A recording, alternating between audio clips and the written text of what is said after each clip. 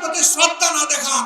তাই আল্লামা মামুনুল হক সাহেব বলেছেন, লড়াই করে ফ্যাসিবাদ বিদায় করেছি, লড়াই করে জনগণের দাবি আদায় করব। আমি স্পষ্ট ভাষায় বলতে চাই, কোন দলের নয়, জনতার বিজয় হবে ইনশাআল্লাহ। জনতা কি চায় কান পেতে শোনার চেষ্টা করুন।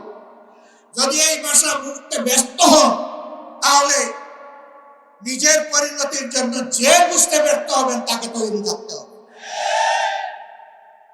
আমরা কথা দিচ্ছি বাংলাদেশের জনগণকে, আমাদের সহযোদ্ধারা আমাদের হাতে এনে মুক্তির প্রাথমিক পরিবেশটা উপহার দিয়েছে। আমরা জনগণের মুক্তি আদায় করেই গড়ে ফিরবো ইনশাআল্লাহ। আমরা ভদ্র ভাষায় কথা বলছি, ভদ্র ভাষায় কথা বলবো, কিন্তু আমাদের দাবির ব্যাপারে আমরা হিমালয়ের মতো অনড় থাকবো। কারণ এই দাবি জনগণের দাবি, কোন দলের দাবি নয়। এই দাবি বিপ্লবের দাবি, এই দাবি ফ্যাসিবাদের দাবি নয়। অতএব ফ্যাসিবাদের দাবির কাছে বাংলাদেশের জনগণ মাথা নত করবে। তৈরি হন, যতক্ষণ পর্যন্ত জনগণের দাবি আদায় না হবে আমাদের আন্দোলন দুর্বার গতিতে চলতে থাকবে ইনশাআল্লাহ। তাই বিপ্লবের স্বীকৃতি দিতে হলে জুলাই সনদের আইনি ভিত্তি দিতেই হবে। না কেউ কেউ তা মেনে নিতে রাজি নয়। জুলাই সনদে যদি আপনি গণতন্ত্রের প্রতি শ্রদ্ধা না দেখান, এই জায়গায় আসতে হবে। সকল বায়না ভুলে যান, জুলাই শহীদের রক্তের প্রতি সম্মান দেখান। জুলাইয়ে যারা লড়াই করেছে মুখ প্রাণ করে, যারা পঙ্গু আহত হয়ে এখনো দুঃখে দুঃখে কষ্ট করছে, মেহরবানি করে তাদের মুখের ভাষা বোঝার চেষ্টা করুন।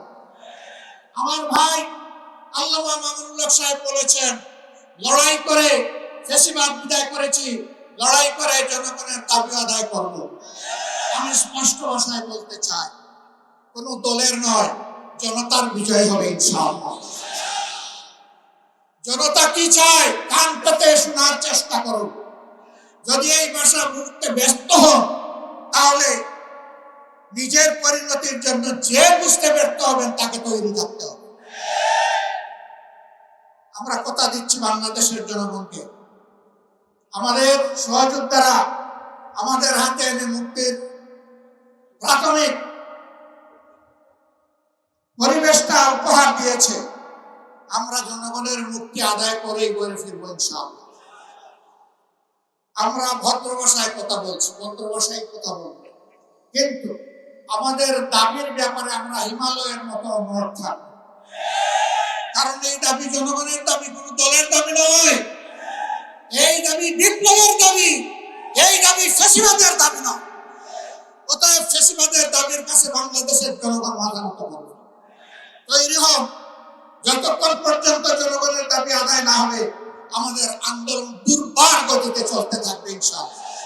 আজ শীর্ষ নেতৃবৃন্দ এই মিটিং এর পরে আমরা মিলিত হচ্ছি। পরবর্তী কর্মসূচি যথা শীঘ্রই আপনারা জানতে পারবেন। সেই কর্মসূচি বাস্তবায়নের জন্য প্রস্তুতি নেওয়ার আহ্বান জানিয়ে এবং সরকারকে জনগণের ভাষার মধ্যে অতি শীঘ্র